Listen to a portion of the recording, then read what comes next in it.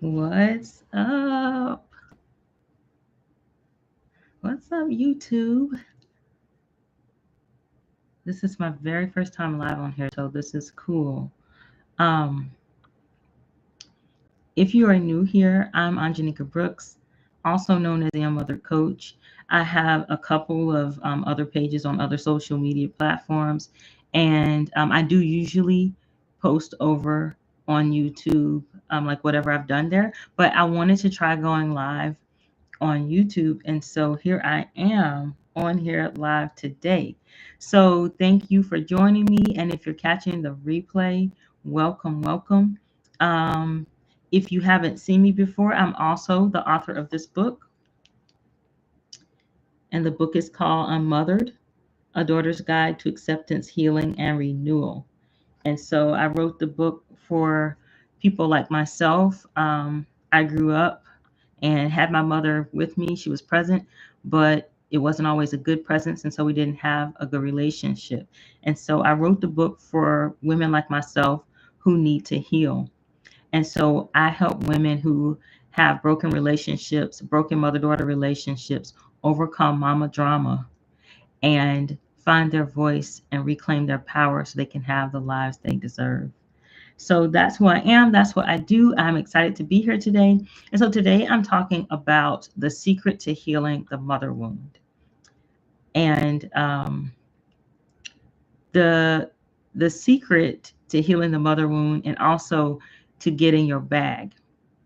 And so I want you to know like what what is the key to getting through all of the mama drama that you've experienced and how to take all of that and make your goals reality, make your dreams come true, essentially. And so let's get into it because I don't want to make this too long and want to, let you guys interact. And so if you have comments or questions, please just, drop them below and I'm happy to respond to you.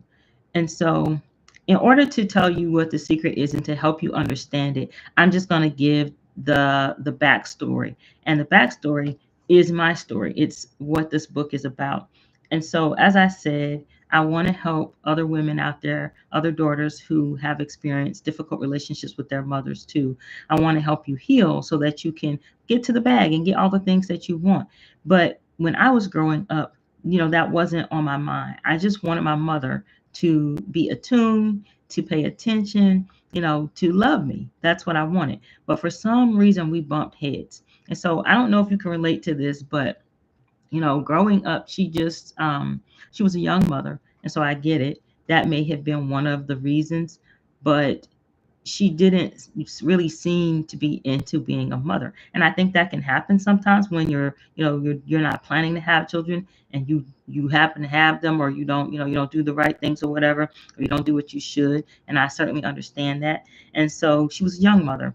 And my father was absent. My father did not hang around. And although I have a close relationship with him now, at the time, he left and went to another state. And so I talk about all of this in the book.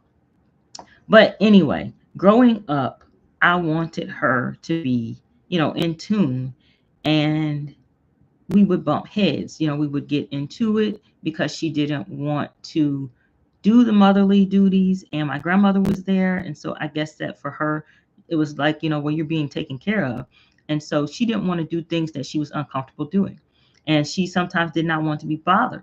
And she would make me aware of it. And I did have a younger sister, and I'm not going to speak for her and how she felt and everything, but she would make sure we knew like how she felt if she didn't want to do something. And that caused problems from when I was young until I was in my teen years. It was very difficult for my mother to support me, to, give me any kind of praises or whatever if I did anything good. And so in her eyes, I felt like in her eyes, I couldn't do anything right that would just make her love me and make her want to spend time with me and make her want to have a good relationship. It just seemed like it was always going wrong. And so this went on for a long time until she did something. And like I said, I talk about it in the book that I felt like she did something that was unforgivable, and I just wasn't going to talk to her anymore. And I went no contact. And at this time, I was 26 years old. I went no contact with my mother and said, I cannot deal with this anymore. This is too much strife. And Shortly after I did that, she was diagnosed with breast cancer. And so I had to make a tough decision. I had to think about, first of all, was I going to come back and talk to her, and was I actually going to help her through her treatments and all that, because that's what it takes when you have cancer. There's, chemotherapy and various other types of treatments, radiation, things that they do if you have breast cancer or any type of cancer. And so after some thought, I decided I was going to go to my mother. I was going to wipe the slate clean and be there for her. And so I was, and it was a good decision, but it didn't fix the problems that I was having. It didn't fix me, inside, like her never being there before she got ill. And so I just had to try to push through. So my mother did pass away, and after that, I went into grief, and then I thought, I can get out of it because, after some time I'll start to feel better. And let me tell you, time does not heal all wounds. It is a saying, and people refer to it all the time. But in my experience, time does not heal all wounds. And so I wasn't getting better.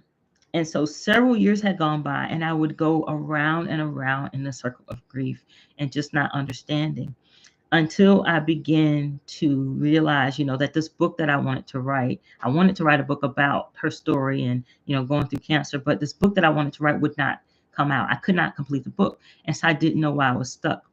And I got a writing coach, and in her program, the way she had us break things down, I was able to pinpoint where I was stuck.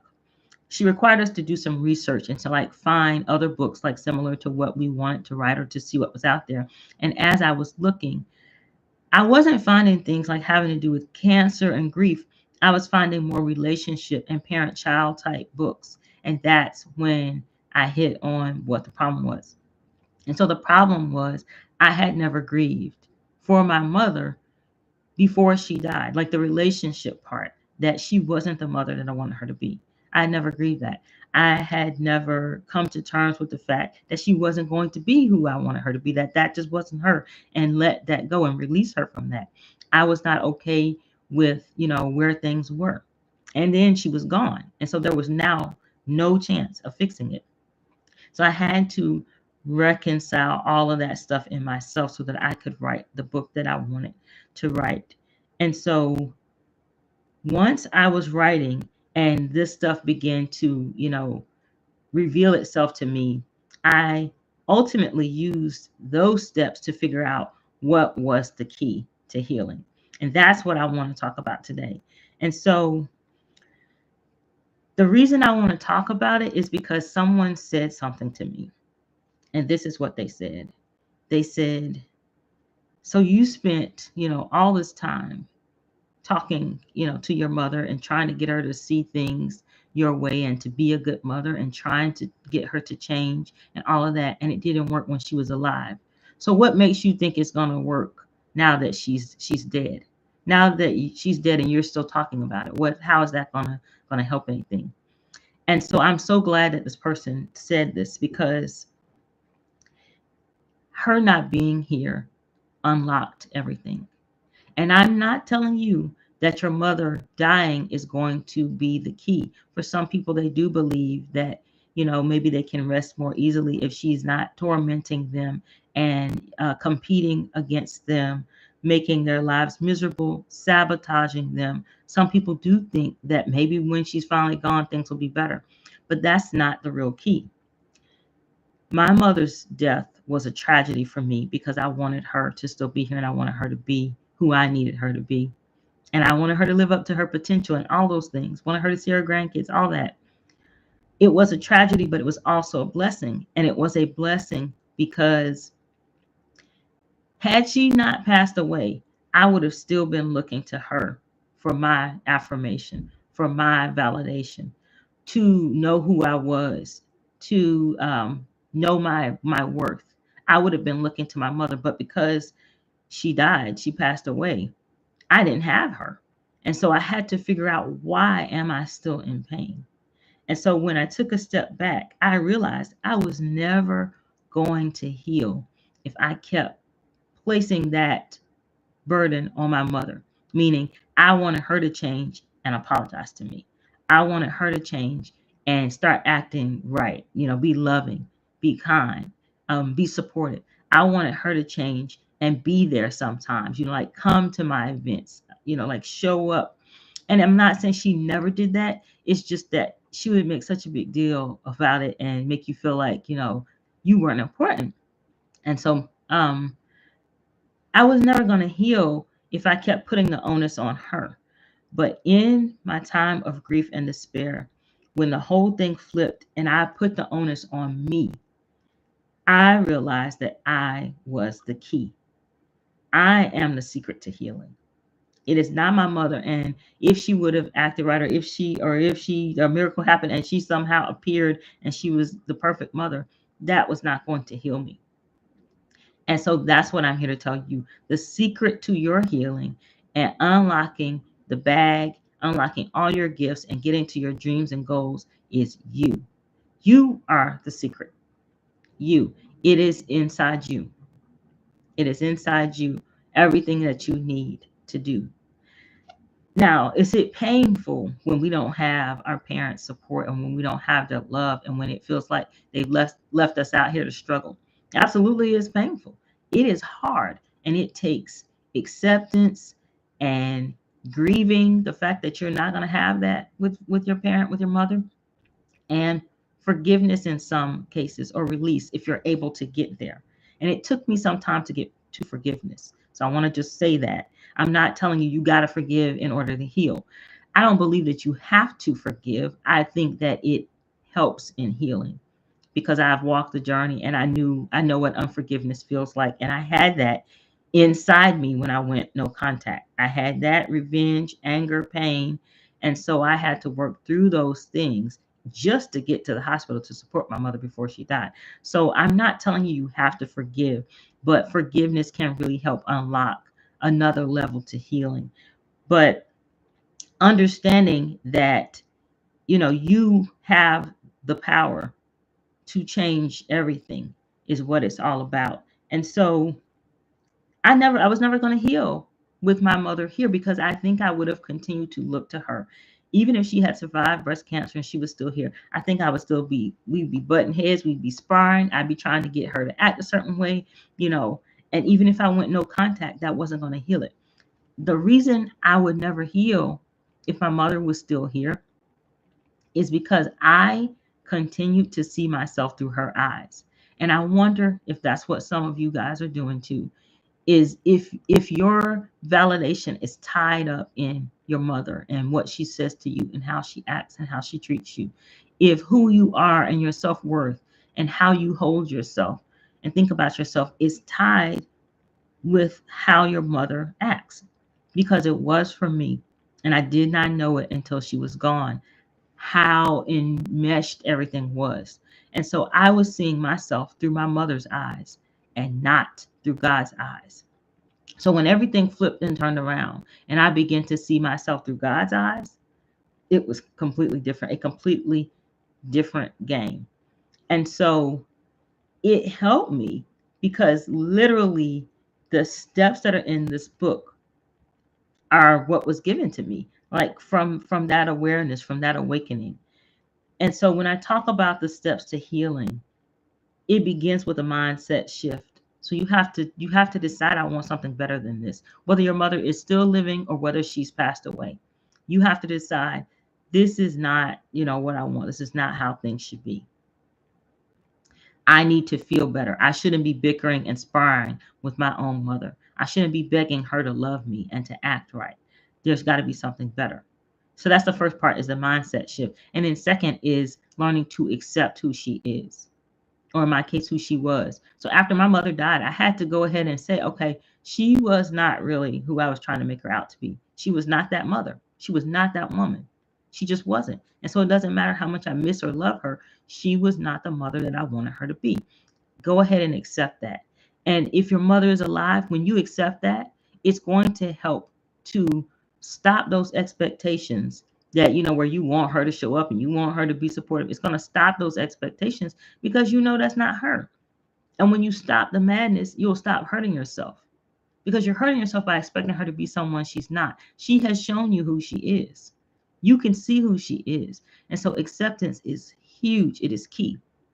And then after you accept that, you need to go ahead and grieve. Let it go. She's not who you wanted her to be. And maybe, just maybe, you're not going to have that wonderful mother-daughter relationship you thought you were going to have. Maybe things, aren't going to work out. You're just not going to be close.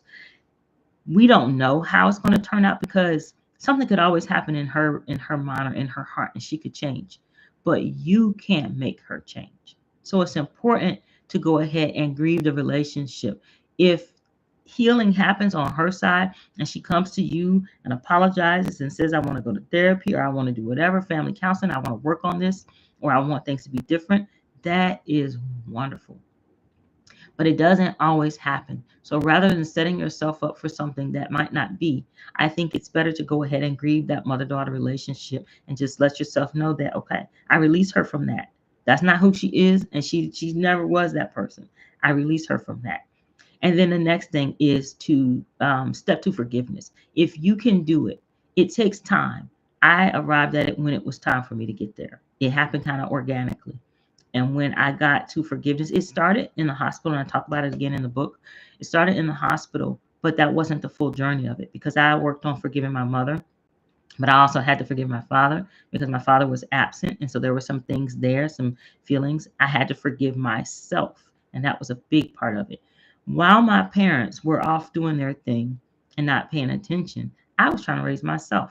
And yes, I had my grandmother there, but she was more of a loving figure. And, she wasn't involved in every detail in trying to make me be a certain person, but wonderful, wonderful woman. And so I'm off trying to raise myself, and there were many mistakes that I made. And so I had to forgive myself. And so then the last part of the steps to healing, that I have them as they're in this book, is renewal.